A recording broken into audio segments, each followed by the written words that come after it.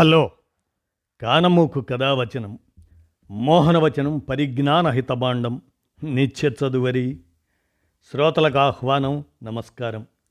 చదవదగునెవరు రాసిన తదుపరి చదివిన వెంటనే మరువక పలువురికి వినిపింపబూనినా అది ఏ పరిజ్ఞాన హితబాండమౌపో మహిళ మోహనవచనమై విరాజిల్లు. పరిజ్ఞాన హితబాండం లక్ష్యం ప్రతివారీ సమాచార హక్కు. ఆ స్ఫూర్తితోనే ఇప్పుడు డాక్టర్ రాజశేఖర చక్రవర్తి సూచనాంశాల విషయంగా మూత్రపిండాలు పదిలంగా ఉండాలి అనేటువంటి అంశాన్ని ఇప్పుడు మన కానమోకు కథ వచ్చిన శ్రోతలకు మీ కానమోకు స్వరంలో వారి విరచితాంశాన్ని ఇప్పుడు వినిపిస్తాను, వినండి. డాక్టర్ రాజశేఖర చక్రవర్తి సూచనాంశాలు విరచితాంశం మూత్రపిండాలు పదిలంగా ఉండాలి. ఇక వినండి. మధుమేహం, అధిక రక్తపోటు, అస్తవ్యస్త ఆహార జీవనశైలులు ఇవన్నీ మూత్రపిండాలను దెబ్బతీసేవే. అయితే చాప కింద నీరులా నిశ్శబ్దంగా రహస్యంగా జబ్బుపడే తత్వం మూత్రపిండాలకు ఉంటుంది. కాబట్టి ముందస్తు పరీక్షలతో వాటి పనితీరు మీద ఓ కన్నేసి ఉంచాలంటున్నారు వైద్యులు. మూత్రపిండాలు నిరంతరంగా రక్తాన్ని వడగడుతూ దానిలోని పోషకాలను శరీరం శోషించుకునేలా చేస్తాయి. అంతటి సమర్థమైన మూత్రపిండాలు పనిచేయడానికి మొండికేస్తే పోషకాల శోషణ తగ్గటమే కాకుండా ఒంట్లో విషాలు పేరుకుపోతాయి. అయితే ఈ పరిస్థితిని పసిగట్టగలిగే లక్షణాలు మూత్రపిండాల ప్రారంభ దశలో బయల్పడవు. కానీ మూడో దశ నుంచి కొన్ని లక్షణాలు బయల్పడటం మొదలు పెడతాయి. అవేంటంటే మూత్రంలో నురగ, అధిక రక్తపోటు, వాపు మీద వేలితో ఒత్తి చూస్తే గుంట పడుతుంది, కళ్ళ దిగువన వాపు కనిపిస్తుంది. మూత్రపిండాలు పాడైతే ఎలా అంటే అధిక రక్తపోటు మూత్రపిండాలకు రక్త ప్రసరణ మందగించి రక్తంలో వెనక్కి గుండె వైపు ప్రసరిస్తూ రక్తంలో ఒత్తిడిని పెంచుతుంది. దాంతో రక్తపోటు పెరిగిపోతుంది. ఈ పరిస్థితి గుండెకు మూత్రపిండాలకు చీటు చేస్తుంది. అలసట, రోజంతా అలసట ఆవరించి ఉంటుంది. ఇందుకు కారణం అవసరానికి మించి యూరియా రక్తంలో పేరుకుపోవటమే.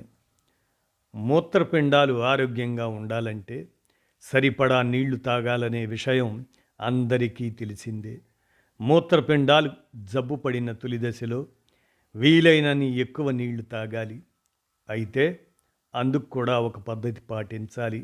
ఒకేసారి ఏకబిగిన నీళ్లన్నీ తాగేయకుండా 2 గంటల వ్యత్యాసంతో తరచూ నీళ్లు తాగుతూ ఉండాలి. మూత్రం ఎంత పలుచగా పారదర్శకంగా ఉంటే మూత్రపిండాలు అంత ఆరోగ్యంగా ఉన్నాయని అర్థం. కాబట్టి సరిపడా నీళ్లు తాగుతూ మూత్రం పారదర్శకంగా ఉండేలా చూసుకోవాలి. అయితే మూత్రపిండాల వ్యాధి ముదిరి కాళ్లవాపులు మొదలైన పక్షంలో ఉప్పుతో పాటు తాగే నీటి మోతాదు కూడా తగ్గించాల్సి ఉంటుంది. ఇక మూత్రంలో ప్రోటీన్ నష్టం. మూత్ర పరీక్ష చేయించుకుంటే ఎక్కువ మోతాదుల్లో ప్రోటీన్ కనిపిస్తుంది. మూత్రపిండాల్లోని ఫిల్టర్ల ద్వారా ఎక్కువ మోతాదుల్లో ప్రోటీన్ నష్టం జరుగుతుంది.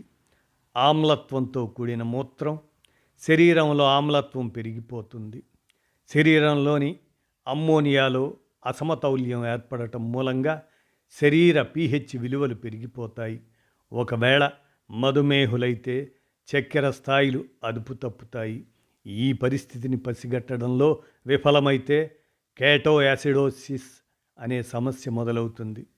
మధుమేహులై ఉండి చక్కెర మందులు వాడకుండా ఉన్నా, చక్కెర మోతాదులను అదుపులో ఉంచుకోకపోయినా కీటోయాసిడోసిస్ తలెత్తుతుంది. శరీరంలో విటమిన్ డి మోతాదు తగ్గిపోతుంది. మూత్రపిండాలు డి విటమిన్ను శరీరానికి ఉపయోగపడేలా యాక్టివ్ డి విటమిన్గా మారుస్తాయి. మూత్రపిండాలు దెబ్బతింటే విటమిన్ డి లోపం ఏర్పడుతుంది. దాంతో కాల్షియం శోషణ సమస్య ఏర్పడి గుండె రక్తనాళాల్లో కాల్షియం పేరుకుపోవడం మొదలవుతుంది.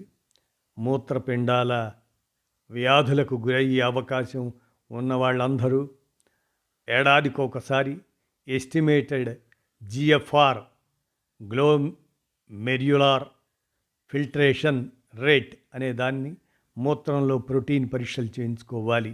ఈ పరీక్షలతో ప్రారంభ దశలో ఉన్న మూత్రపిండాల వ్యాధులను కనిపెట్టి వ్యాధి తీవ్రం అవ్వకుండా అరికట్టే మందులను మొదలు పెట్టుకోవచ్చు.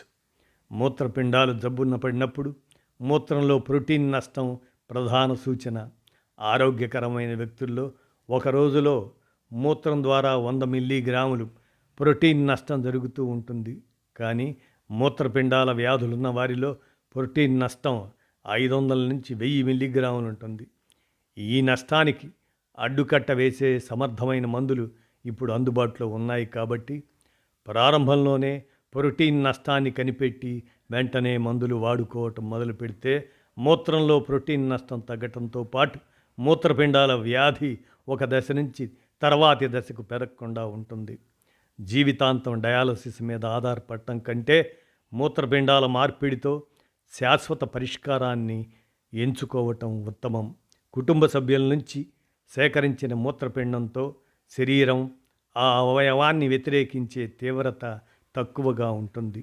కాబట్టి వ్యాధి నిరోధక శక్తిని తగ్గించే మందులను కూడా పరిమితంగా వాడుకునే వెసులుబాటు ఉంటుంది.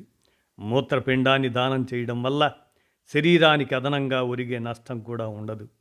ఒక కన్ను లేకపోతే రెండో కన్నుతో జీవితాంతం బ్రతకగలిగినట్టే ఒక మూత్రపిండంతో కూడా నిండు నూరేళ్లు ఆరోగ్యంగా జీవించవచ్చు. అలాగే బ్లడ్ గ్రూపులు కలవకపోయినా మూత్రపిండాలను మార్పిడి చేసే వెసులుబాటు కూడా ఉంది. ఇక తీవ్ర కిడ్నీ వ్యాధుల గురించి మనం వినేటట్టయితే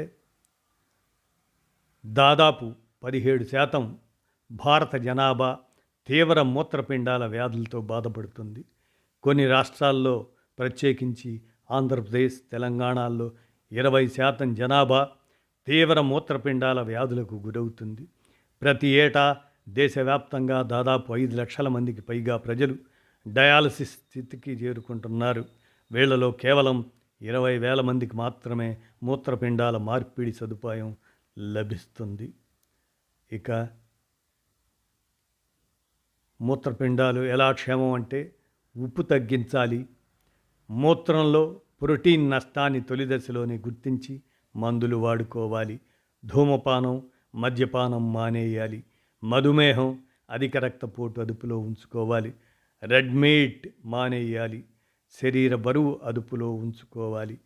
ఇవన్నీ పాటిస్తే మూత్రపిండాలు పదిలంగా ఉంటాయి అని అంటూ డాక్టర్ రాజశేఖర చక్రవర్తి, వారు senior nephrologist and kidney transplant specialist, Yashoda hospitals, Hitech City, Hyderabad వారు అందజేసిన ఈ అంశాలని మన కానమూకు కథావచన శ్రోతలకు సూచనాంశాలుగా మీ కానమూకు స్వరంలో వినిపించాను. విన్నారుగా. ధన్యవాదాలు.